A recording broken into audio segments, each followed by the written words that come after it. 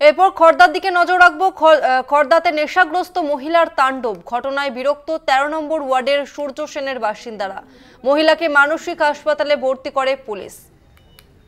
এই মুহূর্তে খড়দার দিকে আমরা নজর রেখেছি। খড়দাতে নেশাগ্রস্ত মহিলার তাণ্ডব এবং এই ঘটনাতে বিরক্ত প্রকাশ করেছেন খড়দার ১৩ নম্বর ওয়ার্ডের সূর্য সেনের বাসিন্দারা। মহিলাকে মানসিক হাসপাতালে ভর্তি করে পুলিশ। নেশাগ্রস্ত মহিলার তাণ্ডবে অতিষ্ঠ হয়ে পড়েছেন স্থানীয় বাসিন্দারা। খড়দার ১৩ নম্বর ওয়ার্ডের সূর্য সেনের বাসিন্দাদের অভিযোগ যে ওই মহিলা তিনি নেশা করে এলাকাতে তাণ্ডব বাঁধাচ্ছেন এবং ইতিমধ্যে ওই মহিলাকে উদ্ধার করে হাসপাতালে ভর্তি করেছে পুলিশ।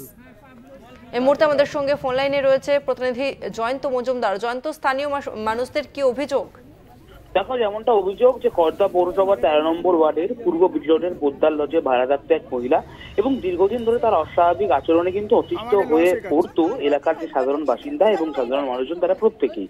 তাদের অভিযোগ, যেটা যেমনটা তুমি বলছিলে, যে ওই মহিলা বিভিন্ন নেশা করেন এবং এর কারণে প্রচন্ড হিংসাত্মক হয়ে যখন তখন তারা আশেপাশের বিভিন্ন মানুষজনকে কিন্তু মারধর করেন এবং তারা কিন্তু বিভিন্ন রকম ভাবে সেই মানুষকে অতিষ্ঠ করে দেওয়ার চেষ্টা করেন এবং তার উপরে কিন্তু চড়াও হন বেপরোয়া ভাবে এবং তাতেই কিন্তু আতঙ্কিত হয়ে ওঠেন এলাকার স্থানীয় মানুষেরা। এবং রাতের অন্ধকারে কোনো মহিলা যখন মানুষের উপর চড়া হয় তাতে কিন্তু মানুষ ভীত এবং স্বতন্ত্রস্ত হয়ে পড়ে।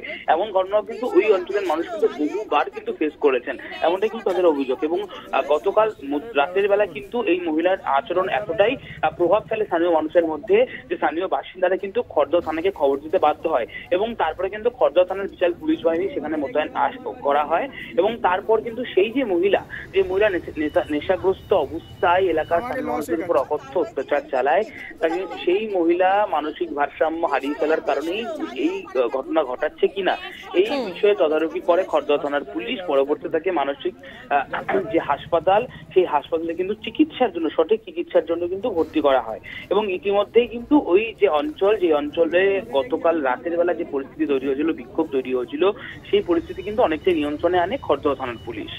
ধন্যবাদ তোমাকে জয়ন্ত।